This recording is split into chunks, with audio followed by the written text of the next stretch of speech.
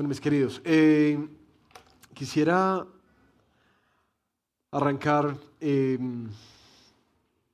como hablando de como una lucha, una dificultad, un dilema en el que el cristianismo en general suele encontrarse. Ah, Entendiendo por cristianismo todos aquellos que, basado en las Escrituras, ponen su fe en Jesús, ¿cierto?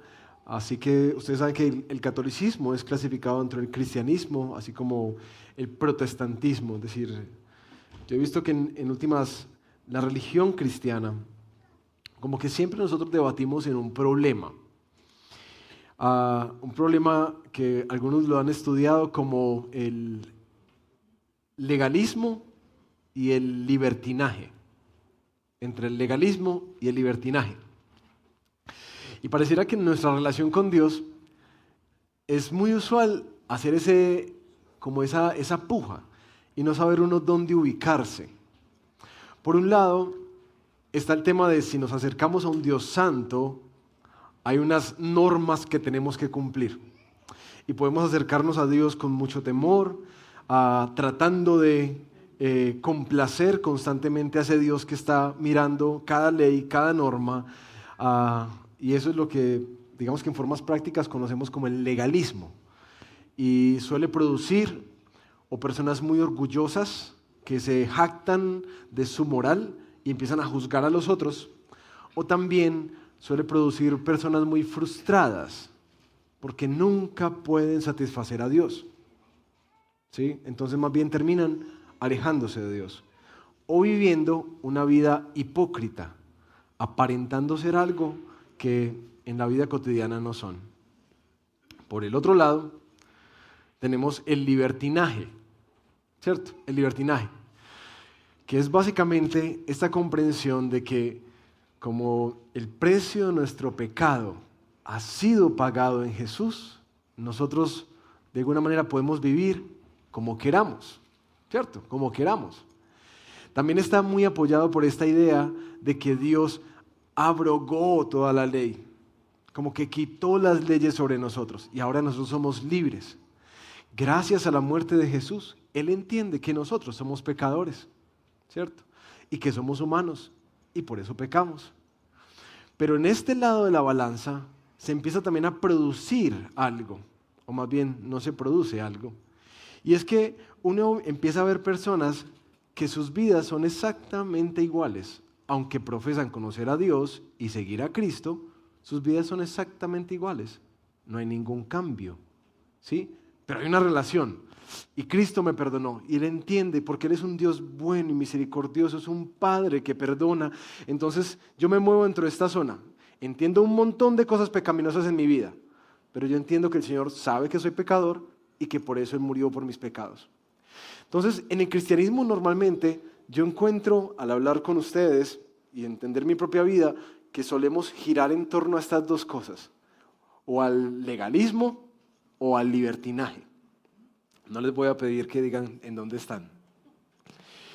Cuando nosotros nos percatamos de eso es como que, bueno, pero ya perdonó todo, pero entonces no tenemos que hacer nada. No, pero Él dice que tenemos que hacer, pero ya nos perdonó todo. Entonces como que, ¿cómo es que es esta relación con Dios?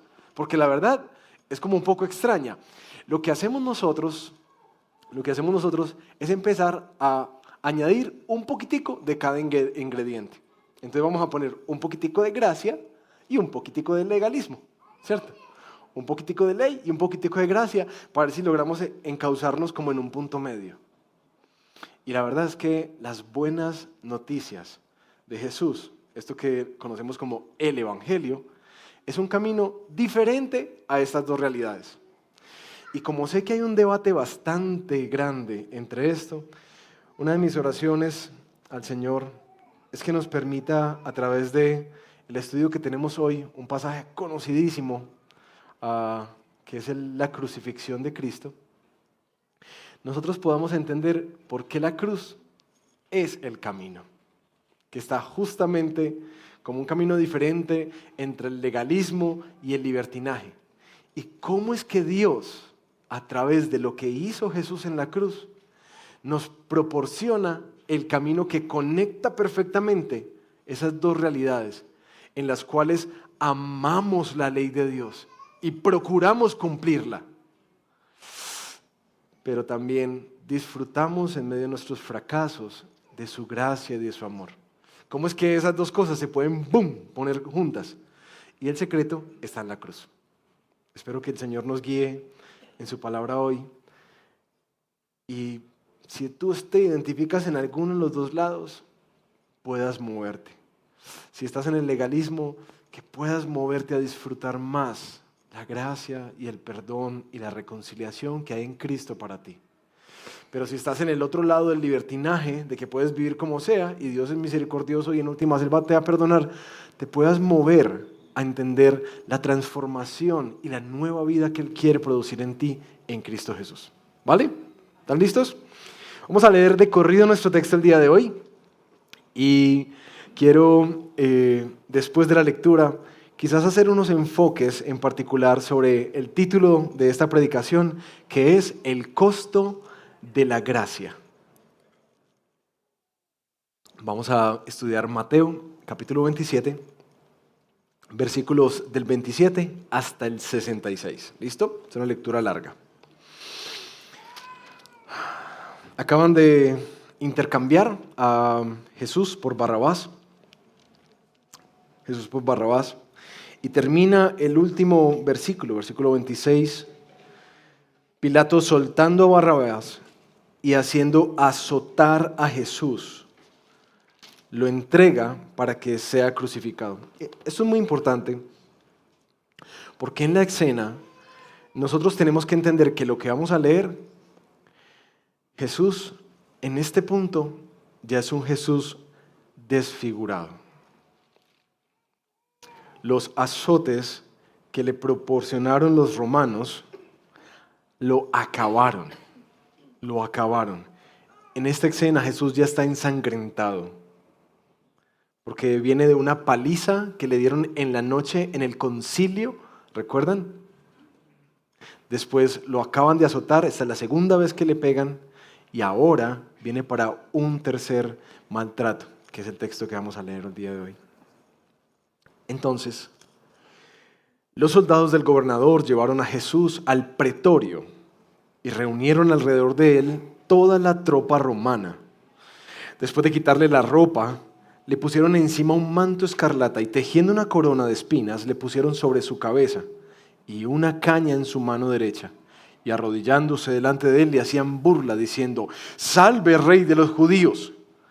Le escupían y tomaban la caña y lo golpeaban en la cabeza. Después de haberse burlado de él, le quitaron el manto, le pusieron sus ropas y lo llevaron para ser crucificado. Y cuando salían, hallaron a un hombre de Cirene llamado Simón, al cual obligaron a que llevara su cruz. Cuando llegaron a un lugar llamado Gólgota, que significa lugar de la calavera, le dieron a beber vino mezclado con hiel, pero después de probarlo, no lo quiso beber. Y habiendo crucificado a Jesús, se repartieron sus vestidos, echando suertes, y sentados lo custodiaban allí. Pusieron sobre su cabeza la acusación contra él, que decía: «Este es Jesús, el Rey de los judíos». Entonces fueron crucificados con él 2 ladrones, uno a la derecha y otro a la izquierda. Los que pasaban lo injuriaban, meneando la cabeza y diciendo: «Tú que destruyes el templo y en 3 días lo reedificas, sálvate a ti mismo. Si tú eres el Hijo de Dios, desciende de la cruz». De igual manera también los principales sacerdotes, junto con los escribas y los ancianos, burlándose de él, decían: «A otros salvó, a él mismo no puede salvarse. Rey de Israel es. Que baje ahora de la cruz y creeremos en él.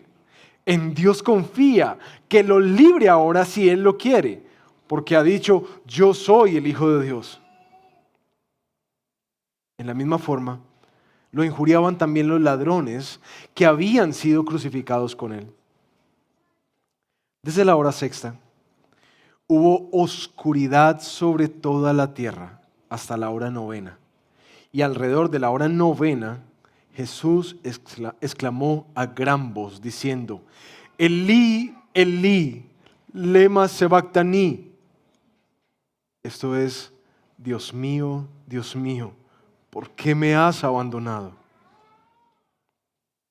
Algunos de los que estaban allí al oírlo decían, este llama a Elías. Al instante, uno de ellos corrió y tomando una esponja la empapó en vinagre y poniéndola en una caña le dio a beber. Pero los otros dijeron, deja, veamos si Elías lo viene a salvar. Entonces Jesús, clamando otra vez a gran voz, exhaló el espíritu. En ese momento, el velo del templo se rasgó en dos de arriba a abajo y la tierra tembló y las rocas se partieron y los sepulcros se abrieron y los cuerpos de muchos santos que habían dormido resucitaron. Y saliendo de los sepulcros después de la resurrección de Jesús, entraron en la santa ciudad y se aparecieron a muchos. El centurión y los que estaban con él custodiando a Jesús, cuando vieron el terremoto y las cosas que sucedían, se asustaron mucho y dijeron, en verdad, este era Hijo de Dios. Y muchas mujeres que habían seguido a Jesús desde Galilea para servirle, estaban allí mirando de lejos. Entre ellas estaba María Magdalena, María la madre de Jacobo y de José, y la madre de los hijos de Zebedeo. Al atardecer, vino un hombre rico de Arimatea llamado José, que también se había convertido en discípulo de Jesús. Este se presentó a Pilato y le pidió el cuerpo de Jesús. Entonces Pilato ordenó que se lo entregaran. Tomando José el cuerpo, lo envolvió en un lienzo limpio de lino y lo puso en su propio sepulcro nuevo que él había excavado en la roca. Después de rodar una piedra grande a la entrada del sepulcro, se fue.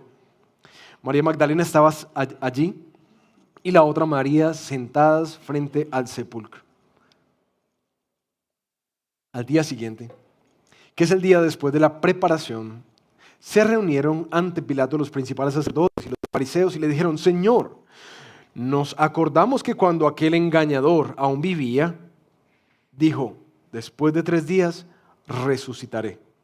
Por eso ordene usted que el sepulcro quede asegurado hasta el 3er día, no sea que vengan sus discípulos, se lo roben y digan al pueblo, Él ha resucitado dentro de los muertos, y el último engaño será peor que el primero. Pilatos le dijo, una guardia tienen, vayan, asegúrenlo como ustedes saben.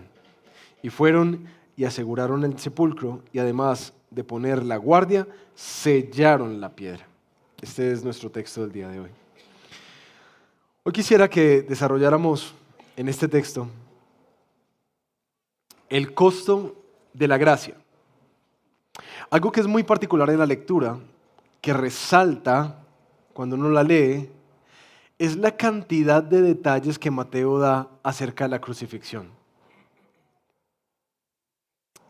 Piensen, Mateo simplemente pudo decir, después de que lo juzgaron, que lo llevaron al Gólgota y lo crucificaron. ¿Listo? Y lo pusieron en una tumba y resucitó al 3er día. Él pudo haber dicho eso, ¿no? Pero ¿por qué mete tantos detalles? ¿Por qué mete tantos personajes, lugares? Ustedes saben que a mí me gusta que ustedes desarrollen esa mente que escudriña la Biblia. ¿Por qué?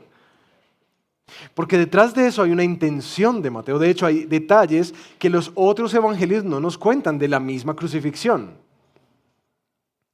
Y cuando uno estudia este texto, sí hay un patrón común que uno ve constantemente. Y es que Mateo quiere dejar muy claro la humillación que sufrió Jesús, la tentación y el abandono. Por eso en nuestro texto, como quienes juiciosamente, y espero que se hagan cada vez más, traigan una libretica y anoten, vamos a estudiar el costo de la gracia, que va a pasar de la humillación del gran rey, la tentación de nuestro gran Salvador y el abandono del precioso Hijo, para poder terminar viendo el alcance de la cruz. ¿Listo? Esos son los 4 momentos en los que nos vamos a ir el día de hoy. Arranquemos con la humillación del gran rey. Yo no sé si a ustedes les pasa, pero uno está muy familiarizado con esta historia, porque es una de las historias más conocidas, más dramatizadas, más puestas en el cine. Entonces es como una historia bastante común. Y uno puede casi que caricaturizarla. Por eso, para mí, para preparar este sermón, yo tuve que ver nuevamente La Pasión de Cristo. Se necesitaba verla para poder entender lo que estaba pasando ahí. Y quiero que hagan eco de esas imágenes que a ninguno de nosotros nos gustó. Porque era horrible ver esa película, ¿no? Horrible. La Pasión de Cristo. Cuando uno ve eso, uno dice, sí, es que Jesús está sufriendo y tremenda humillación. Pero yo quiero recordarles bíblicamente quién es Jesús. Porque Él no solamente es el Hijo de Dios. Y quizás el texto por excelencia que me encanta por la imagen que Él pone, es Colosenses capítulo 1, versículos 15 en adelante.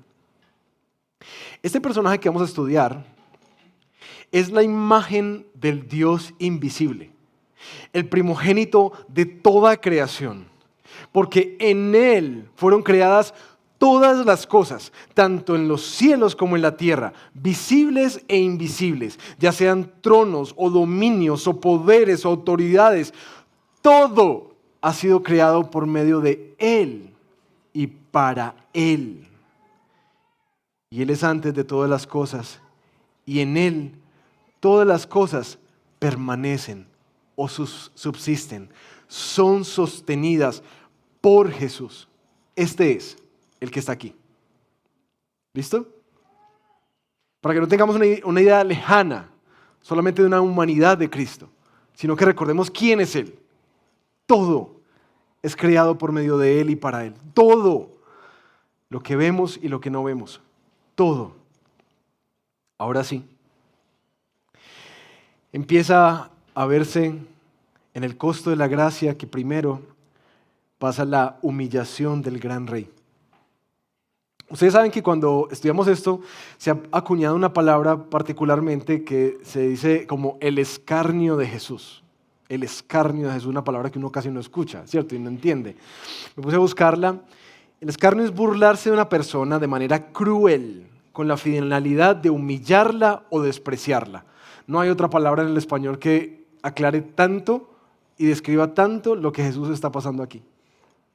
Mateo nos narra que Él no solamente es humillado por los soldados en el pretorio, sino por los espectadores y los transeúntes en el Gólgota, los sacerdotes, los principales de la ley y los ladrones.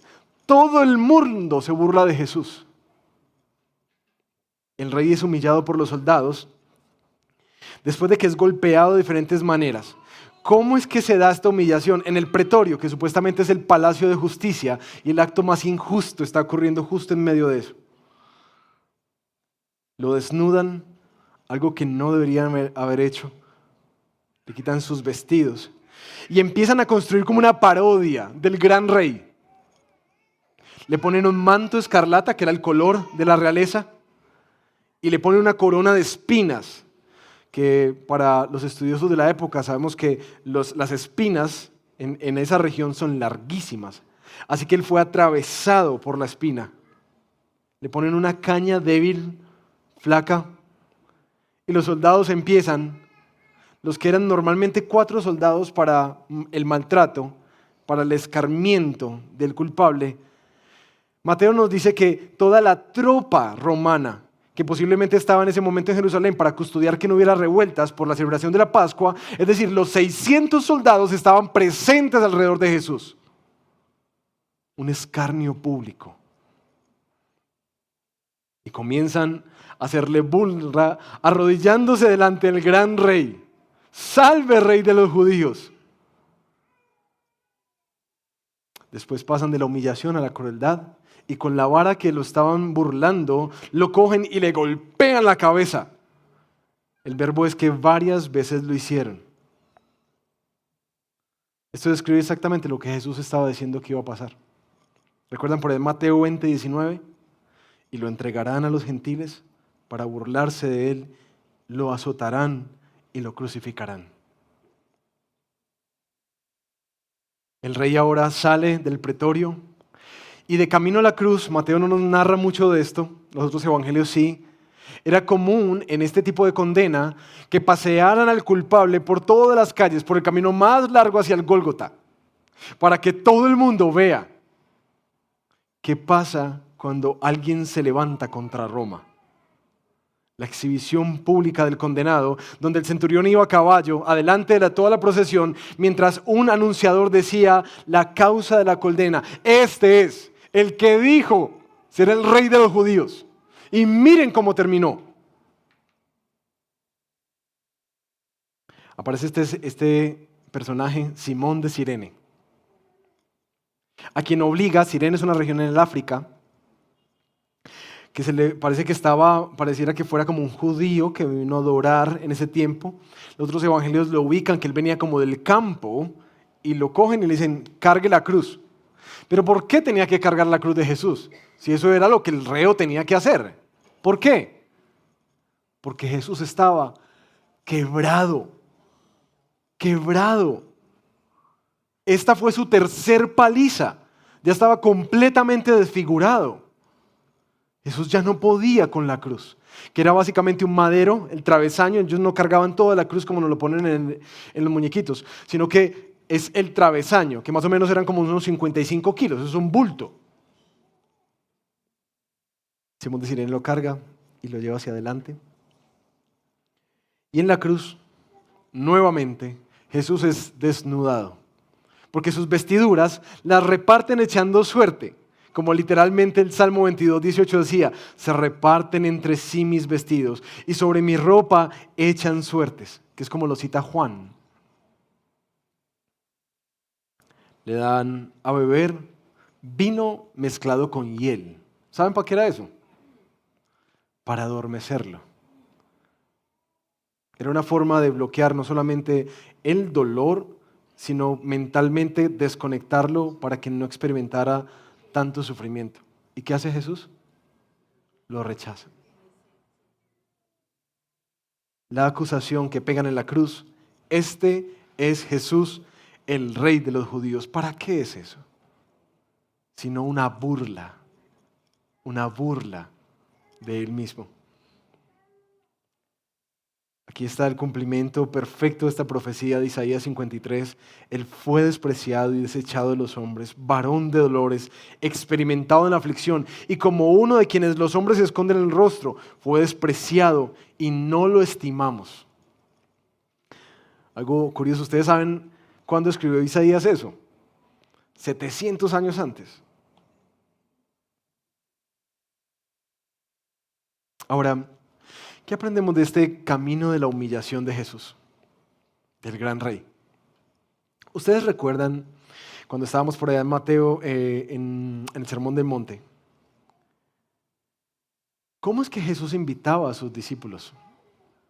Si alguno quiere venir en pos de mí, tome su cruz y sígame. Es muy interesante pensar que, en últimas, cuando Jesús habla de eso, está profundamente conectado con esto que estamos leyendo. Porque el camino del discipulado, el camino de seguir a Jesús, es un camino que tiene cruz, que tiene muerte, que tiene humillación. Y eso, mis queridos, es algo que ninguno de nosotros queremos.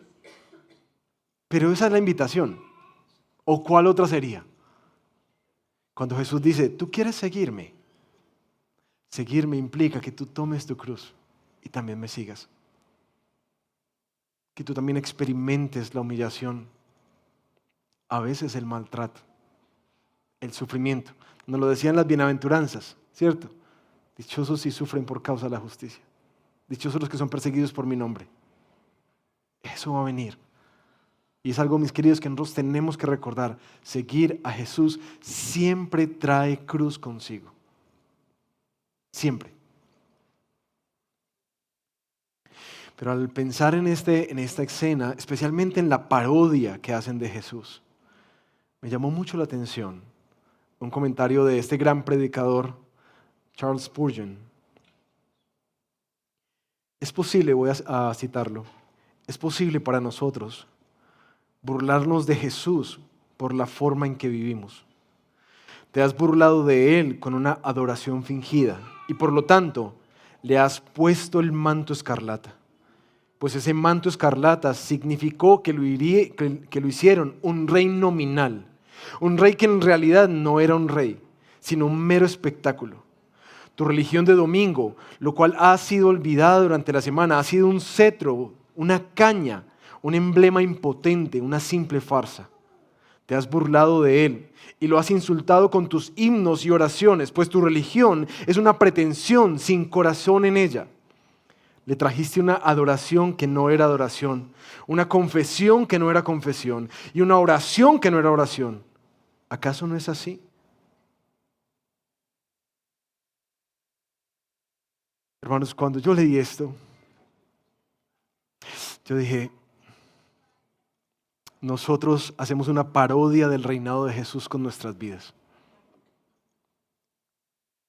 Y necesitamos con urgencia parar de humillar al rey.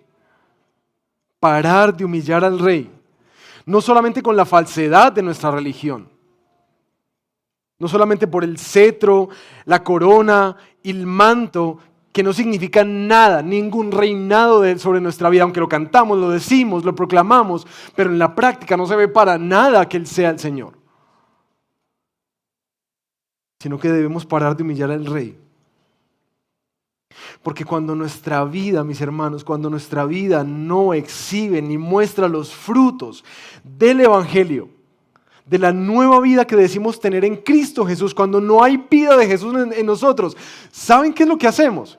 Seguimos colgando ese letrero de que este es un Salvador fracasado ante el mundo. Eso es lo que hace nuestra vida, sin cambio y sin fruto. La gente alrededor dice, ese Jesús ni salva, ni cambia, ni transforma, ni sirve para nada. ¿O no es así? ¿O no nos pasaba eso antes? No, pues si usted es cristiano y...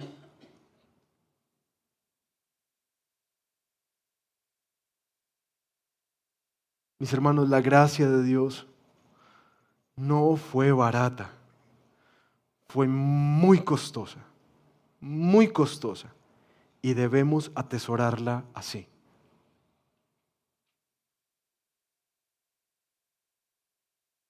Lo otro que el texto nos narra es la tentación de Jesús,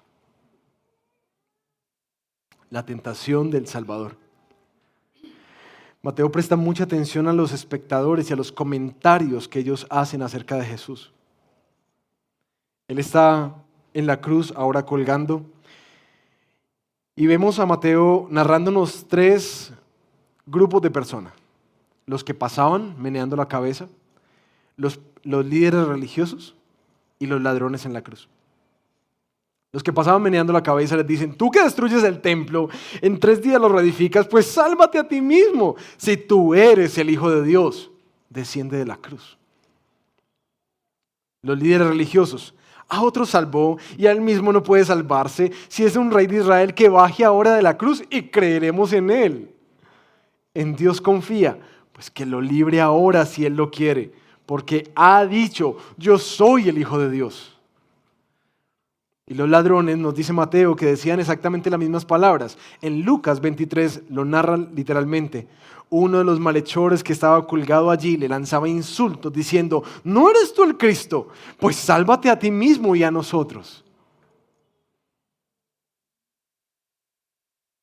¿Qué está pasando ahí? ¿No les suena esas palabras muy familiares? Porque son 3 acusaciones que están apuntando a lo mismo. Porque no son acusaciones, son tentaciones. ¿Por qué? Si tú eres el Hijo de Dios, entonces, ¿a qué les suena eso? Al desierto. Al desierto. ¿Recuerdan la tentación de Satanás?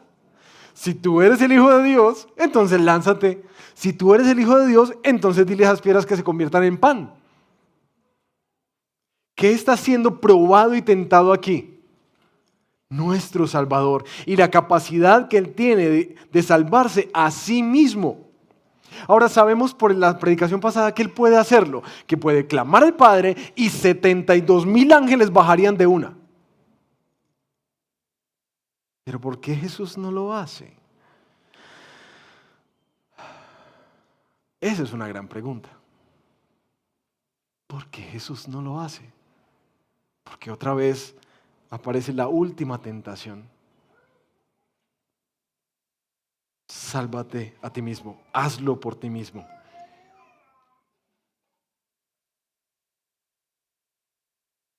Hay un texto en el libro de Hebreos, capítulo 12, versículo 1 al 3,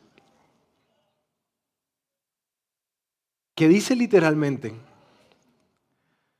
que Jesús, por el gozo puesto delante de Él, soportó la cruz, despreciando la vergüenza. Escucha esto. Jesús, por el gozo puesto delante de Él, soportó la cruz. Y uno dice, ¿oíste cuál gozo? ¿De qué estaba hablando? Porque claro, nosotros sabemos, a lo largo de todo Mateo nos ha sido muy claro que Jesús está cumpliendo la voluntad del Padre, que Él lo que más anhela es glorificar al Padre, y lo está haciendo. Pero cuando habla de un gozo, ¿a qué se refiere?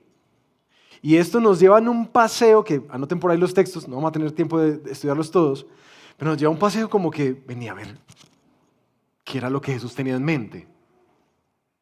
¿Cuál era el gozo? Si no era solo obediencia, había gozo. ¿Sería la glorificación que después iba a ser exaltado, como dice Filipenses? Isaías 53, versículos 10 y 11 nos dice: pero quiso el Señor quebrantarlo, sometiéndolo a padecimiento. Cuando Él se entregue a sí mismo como ofrenda de expiación, verá a su descendencia, prolongará sus días y la voluntad del Señor en su mano prosperará. Debido, escuchen esto, a la angustia de su alma, Él lo verá. ¿Qué? El resultado. Y quedará satisfecho. Por su conocimiento, el justo, mi siervo, justificará a muchos y cargará con las iniquidades de ellos.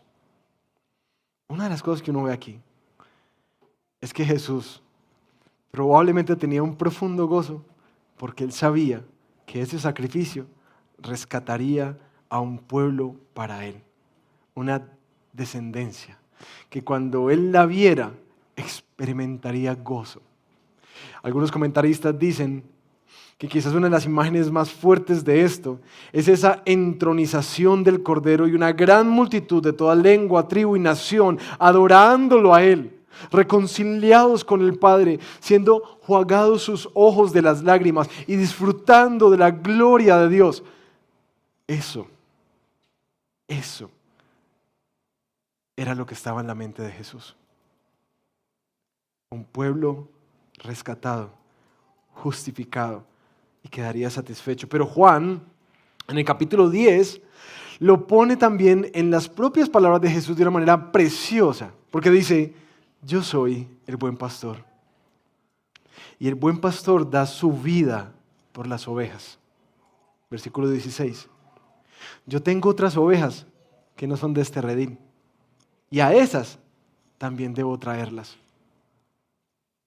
Yo doy mi vida para tomarla de nuevo.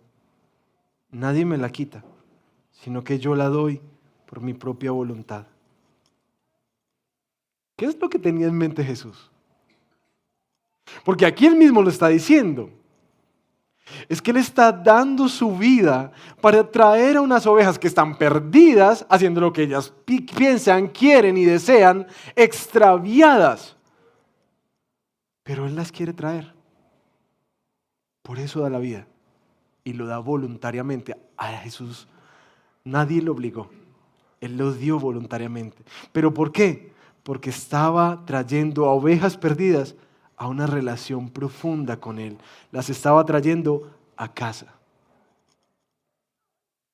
Tito, 2:14. Él se dio por nosotros para redimirnos de toda iniquidad y purificar para sí a un pueblo para posesión suya, celoso de buenas obras.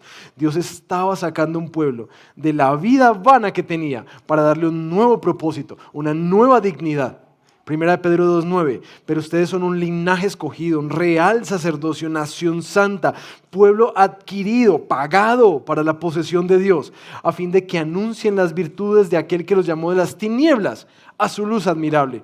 Ustedes que en otro tiempo no eran pueblo, pero ahora son el pueblo de Dios, no habían recibido misericordia, pero ahora han recibido misericordia. En últimas, Dios está comprando un pueblo con una nueva identidad, un nuevo propósito para su gloria en el mundo. Y así podríamos hacer una lista enorme. Pero mis queridos, cuando Jesús está siendo tentado, nuestro Salvador está siendo tentado a salvarse a sí mismo, ¿qué lo sostiene en la cruz? El gozo puesto delante de Él. Y viendo lo que las Escrituras nos muestran, el gozo no solamente es de la obediencia, el gozo no es solamente de la gloria prometida por el Padre.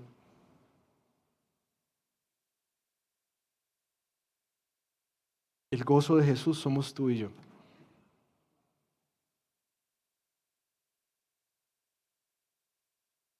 Por eso me di cuenta que sí tiene razón algunas personas que han dicho, cuando Jesús estaba en la cruz, estaba pensando en ti. Que es verdad. Él estaba trayendo unas ovejas que no eran del redil. Y si Él no lo hubiera hecho, no hubiera sido posible para nosotros llamarlo Padre y venir a Él. Estaríamos todavía esclavizados a nuestra vieja vida. Estaríamos tratando todavía en el legalismo de tratar de cumplir a Dios.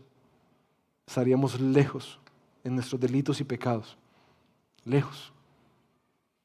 Ese sufrimiento, ese aguante por el gozo puesto delante de Él. Mis queridos, yo quiero que con esto entiendas cuán grande amor tiene Jesús por sus hijos. Y es hermoso porque uno ve esa imagen. Y quizás nosotros lo vemos más a menudo, los papás, cuando nos autosacrificamos por nuestros hijos, ¿no? Aunque ellos nunca se dan cuenta de lo que uno hará. Aquí está Jesús sacrificándose a sí mismo, con el poder de cambiarlo todo. Pero no hay otro camino. Él necesita padecer esto para que tú y yo podamos entrar.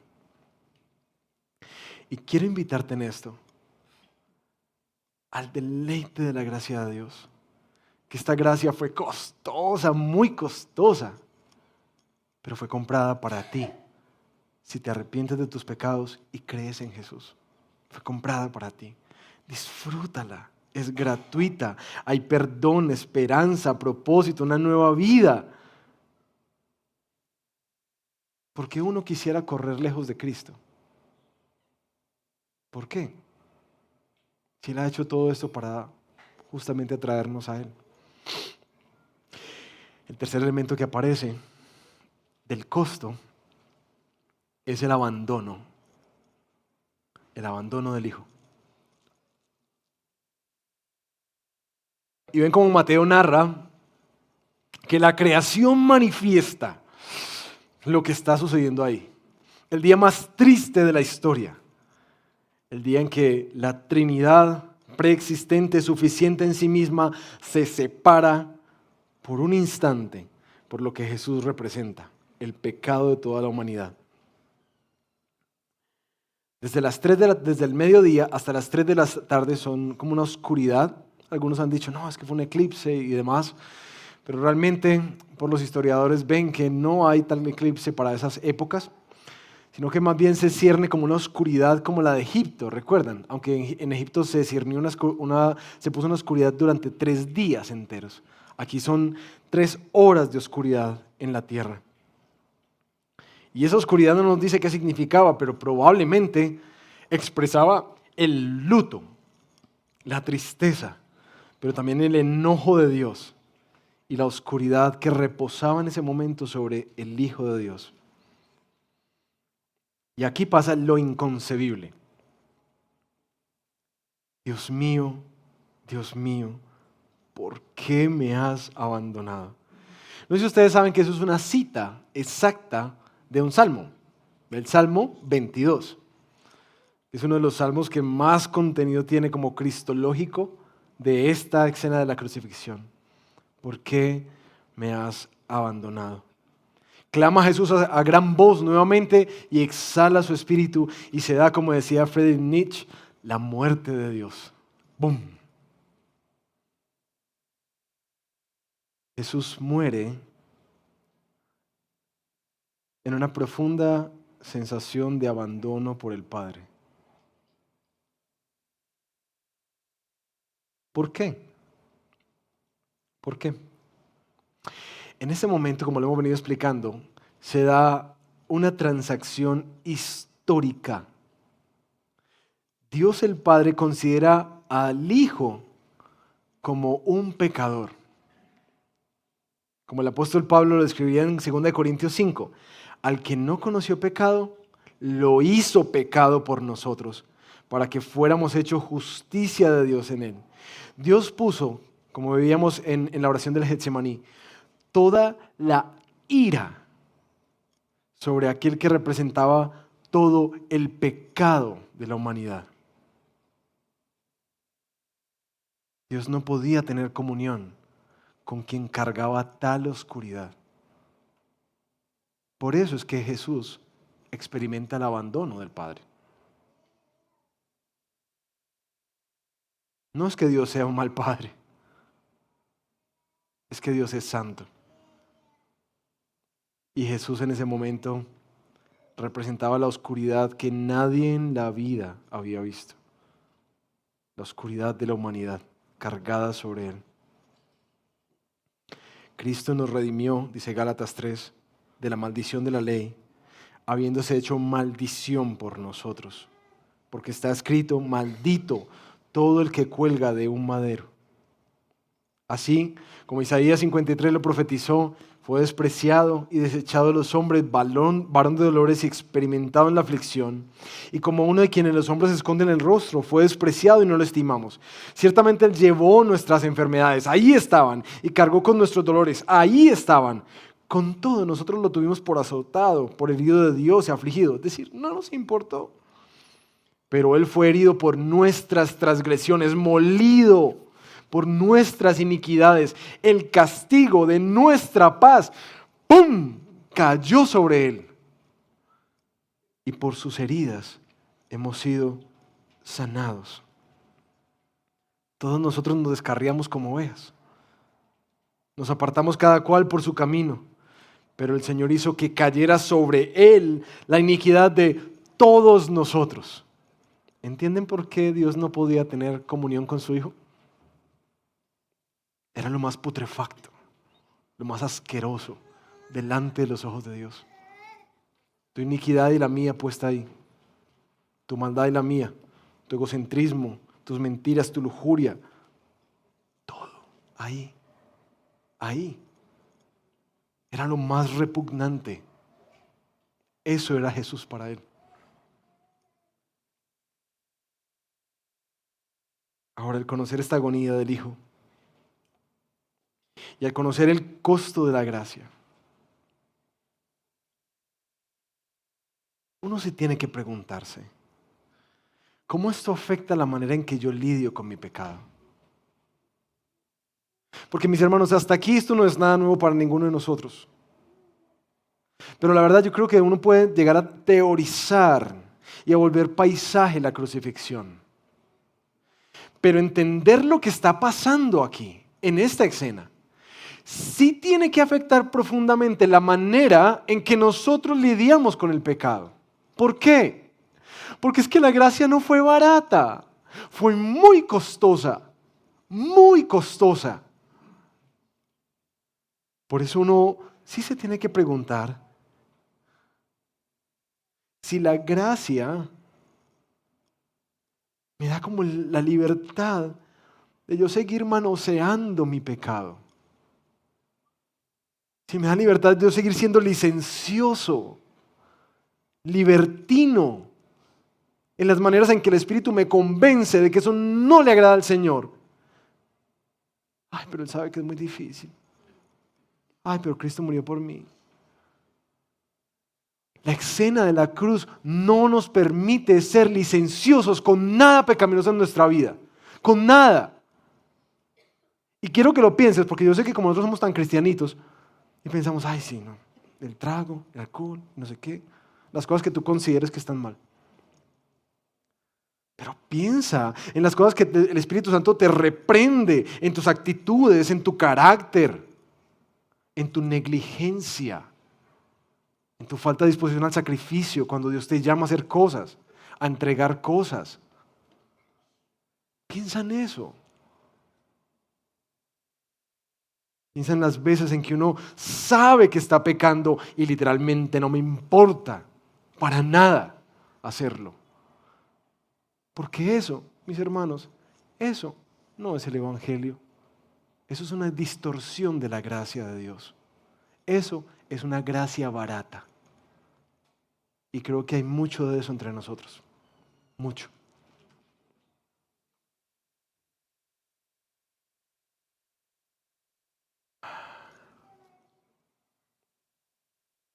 Aquí decía Spurgeon, te vas a rendir de nuevo a aquello que Él sufrió por liberarte. Decía Spurgeon, vas a coger el mismo cuchillo, la misma lanza que lo atravesó, los mismos látigos que desgarraron su sangre, su carne. Vas a utilizarlos de nuevo. Porque eso es el pecado. Eso es.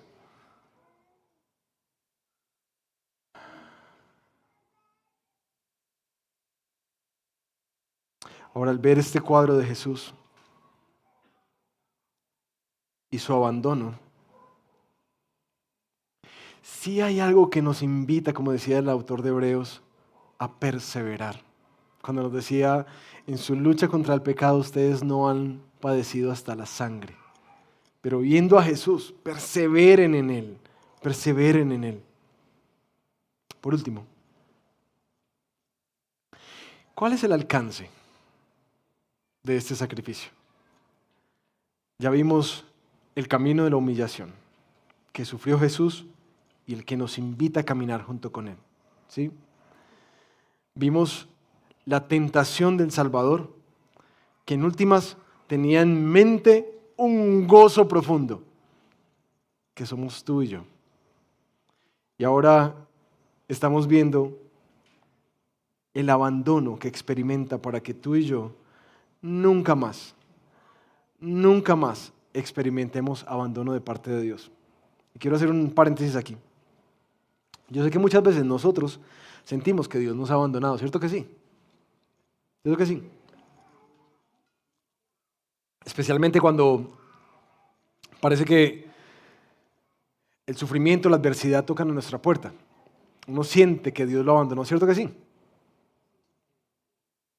Pero mis queridos, yo quisiera corregir eso. Porque el abandono de Dios es solamente una percepción que nosotros tenemos. El abandono de Dios es una percepción que tenemos de nuestras circunstancias. Porque este abandono que sufrió Jesús era la garantía de que Él estaría con nosotros para siempre. Él sufrió el abandono para que tú y yo nunca más lo experimentemos. Sino que experimentemos al Espíritu que produce vida en nosotros, que nos da seguridad, que nos dice esta seguridad de que somos hijos y que podemos clamar, Abba, Padre. Nosotros no decimos, ¿por qué me has abandonado? Clamamos, Abba, Padre.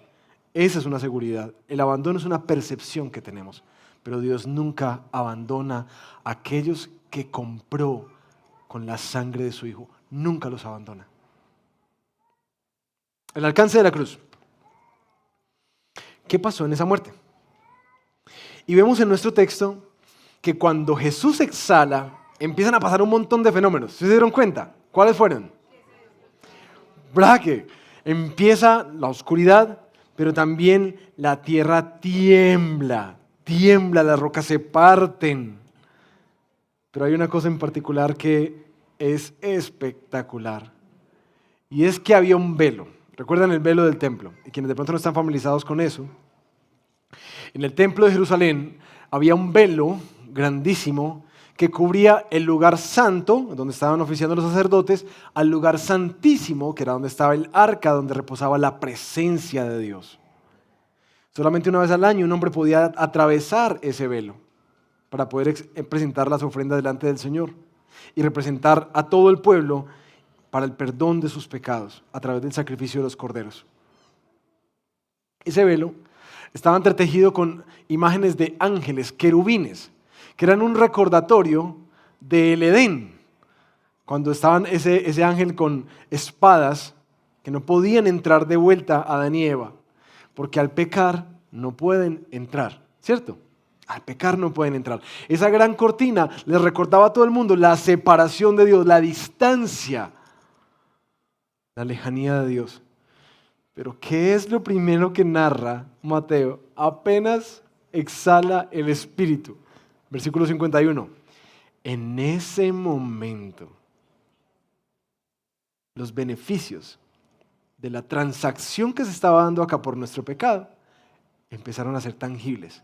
Porque el velo del templo se rasgó en dos, de arriba hasta abajo.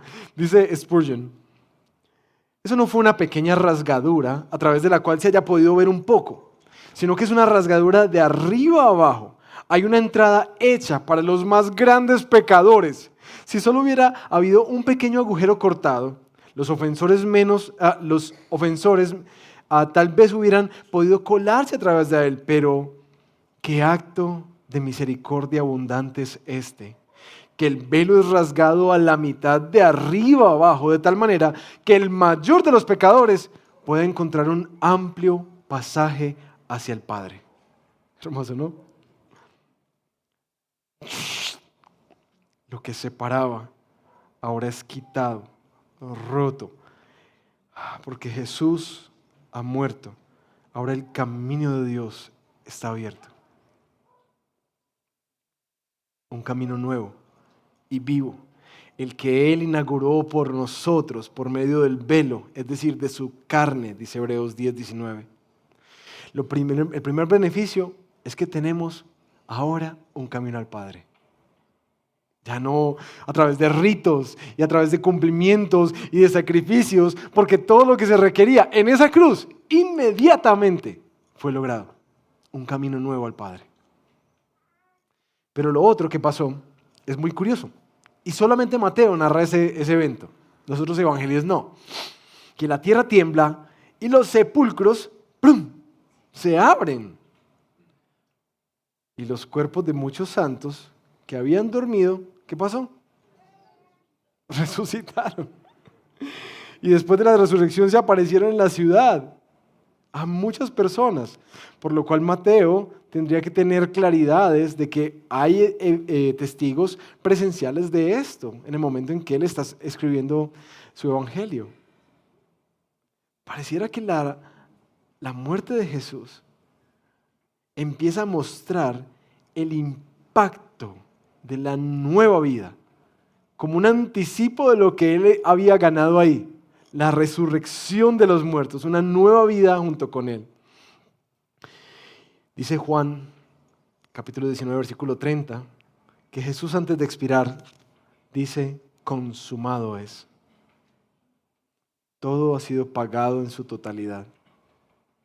Y es este grito ganador el que nos da descanso en que ya no hay nada más. Ya tenemos un nuevo camino, ya tenemos una nueva esperanza y ya tenemos la victoria asegurada en Cristo Jesús.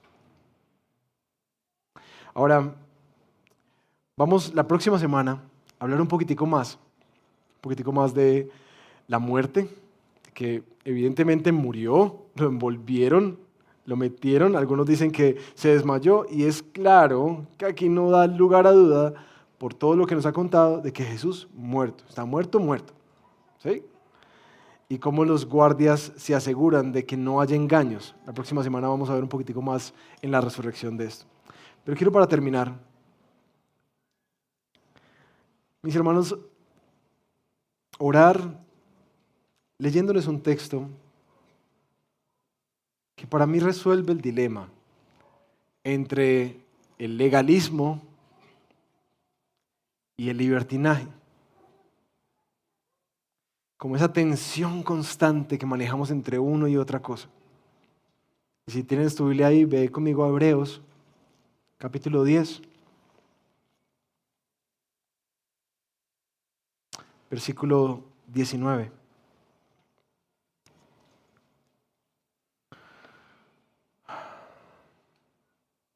Entonces, hermanos, puesto que tenemos confianza para entrar al lugar santísimo por la sangre de Jesús, por un camino nuevo y vivo que Él inauguró para nosotros por medio del velo, es decir, su carne, y puesto que tenemos un gran sacerdote sobre la casa de Dios, ¿cuál es la invitación? Acerquémonos con corazón sincero, en plena certeza o certidumbre de fe, teniendo nuestro corazón purificado de mala conciencia y nuestro cuerpo lavado con agua pura. Mantengamos firme la profesión de nuestra esperanza sin vacilar, porque fiel es aquel que prometió. Consideremos cómo estimularnos unos a otros al amor y a las buenas obras. No dejemos de congregarnos, como algunos tienen por costumbre, sino exhortándonos unos a otros, y mucho más al ver que el día se acerca. Porque si continuamos pecando deliberadamente, después de haber recibido el conocimiento de la verdad, ya no queda sacrificio alguno de pecados, por los pecados, sino cierta horrenda expectación de juicio y la furia de un fuego que ha de consumir a los adversarios. Cualquiera que viola la ley de Moisés muere sin misericordia por el testimonio de 2 o 3 testigos. ¿Cuánto mayor castigo piensan ustedes que merecerá el que ha pisoteado bajo sus pies al Hijo de Dios y ha tenido por inmunda la sangre del pacto por el cual fue santificado y ha ultrajado al Espíritu de gracia? Pues conocemos a aquel que dijo: mía es la venganza, yo pagaré, y otra vez el Señor juzgará a su pueblo. Horrenda cosa es caer en manos del Dios vivo. Mis hermanos, como pastor, yo quiero recordarles hoy que la gracia de Dios no fue una gracia barata. Fue muy costosa, mucho. Y si hay una tensión en la que esto nos pone, como este texto lo acaba de decir. Para algunos, mi invitación hoy, para los que quizás se identificaron en este lado del libertinaje, sin transformación, sin vida. Mis hermanos, tengan cuidado de estar pisoteando la sangre de Jesús. En verdad se los digo.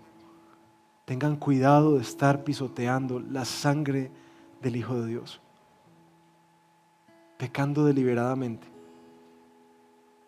Y a ti te invito a que te arrepientas hoy. No creas que la gracia te deja hacer lo que quieras con tu vida. Eso no es gracia. Y si estás viviendo así, estás viviendo engañado. Y es mi deber, mi responsabilidad hacerte ver eso. La gracia de Dios no nos deja vivir libertinamente en nuestra vida. Su gracia transforma, incomoda, mueve, trae cruz consigo, sacrificio, humillación. Así que no seas licencioso con el pecado, porque literalmente pisoteas este precioso y glorioso sacrificio. Pero por el otro lado, si tú estás anclado a este legalismo de que el cristianismo es hacer y hacer y hacer y todo el tiempo sientes culpa delante de Dios, yo quiero invitarte, como dice este texto de Hebreos, que tengas confianza, que te acerques por este camino nuevo que Jesús abrió a través del velo, es decir, de su cuerpo. No se trata de las cosas que haces las que te hacen acepto delante de Dios. Se trata de lo que Él hizo.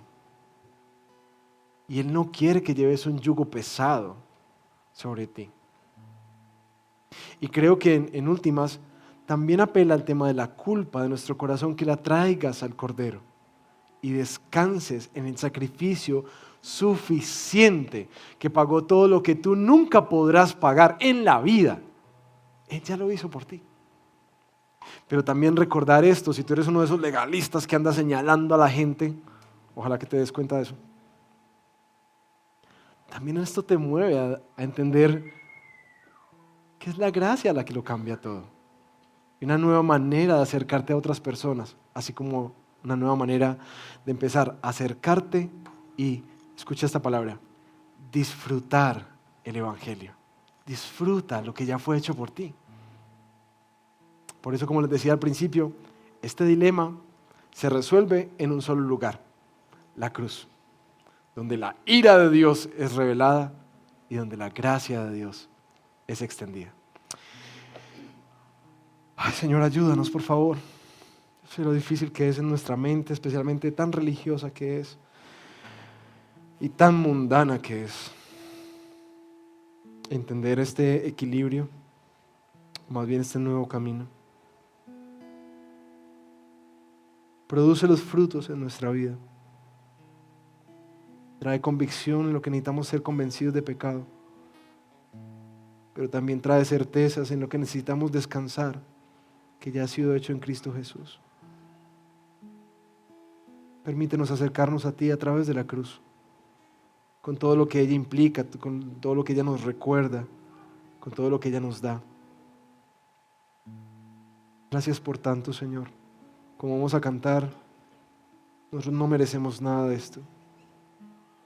Nuestras faltas son muchísimas y tu gracia es mayor, no solamente para perdonarnos, sino como dice Hebreos 4, para capacitarnos para no caer en tentación. En esa gracia queremos descansar, por esa gracia queremos vivir. Bendito sea tu nombre. Amén.